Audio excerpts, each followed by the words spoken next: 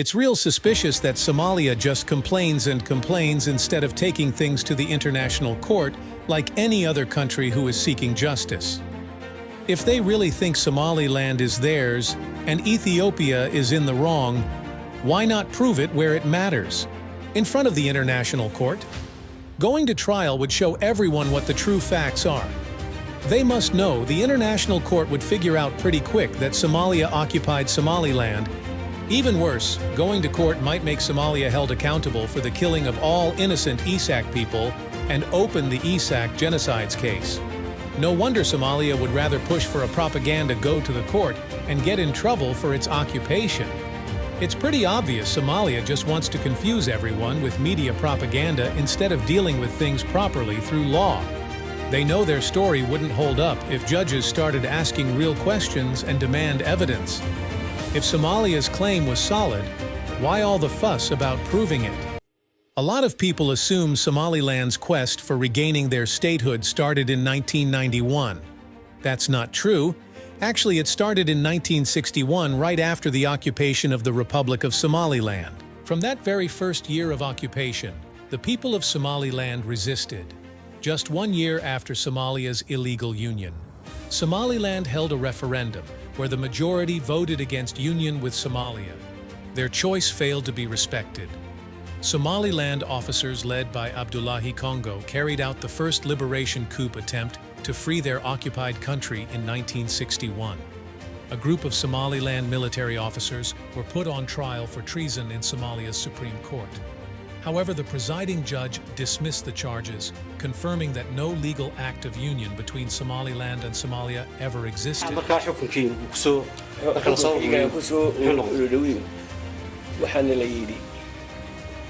nimankan wax dambi oo ku cabdi oo la cadeyn kara ma jiro nimankan horta ay u dhaarteen asalkooda militarigan isiga dawladana sheegaysaa inay u dhaarteen annaga dawladdu ma dhaaran marka annaga waxa Soomaaliland dawladda Soomaaliyeed ee imkan xukumaysa shaqaba kuma lahayn wadankuna si wanaagsan isma raacin jurisdiction kii xuduudkii Soomaaliland waa laga la baxay wax la yiraahdo procedure waxa la wixii legality oo dhanbu ya markii hadii Hargeysa lagu xukumo على الأقل وحنا نروح قال لأن من يتريقوا دكوا قعي أما ده اللي ما يربوا عنو قبصنا وحبنا لو دون لا يقول حلو هايستا لو يرتي وحنا دين لنا هي ويجي تبع marka halka waxa ka soo bixi karta in xitaa aanu jirin wax in sharciyo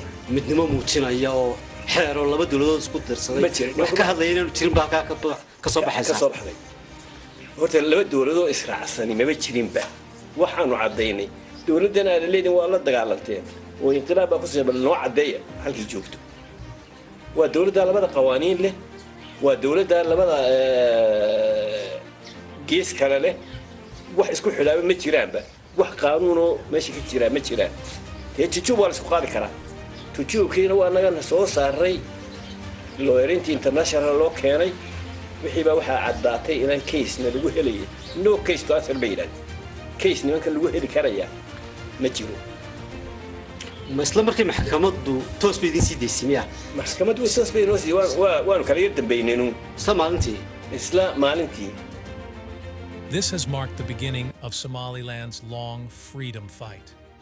They have continually resisted Somalia's illegal takeover of their land through multiple uprisings and liberation movements over the past 60 years. Again in 1979, another liberation attempt was made against Somalia's illegal occupation. On March 13, 1979, leading Somaliland officers Raubul Mariano and Ahmed Ismail Dugs carried out an uprising aimed at reclaiming Somaliland's independence. In response, they were accused and imprisoned by the Somalia government on charges of treason for trying to end Somalia's occupation and free their homeland.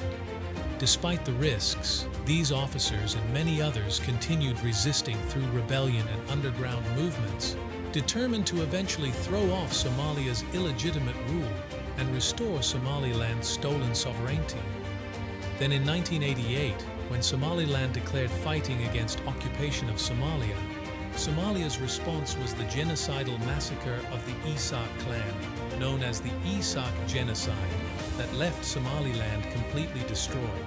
It was only in 1991 Somaliland was finally able to regain its sovereignty from Somalia's occupation.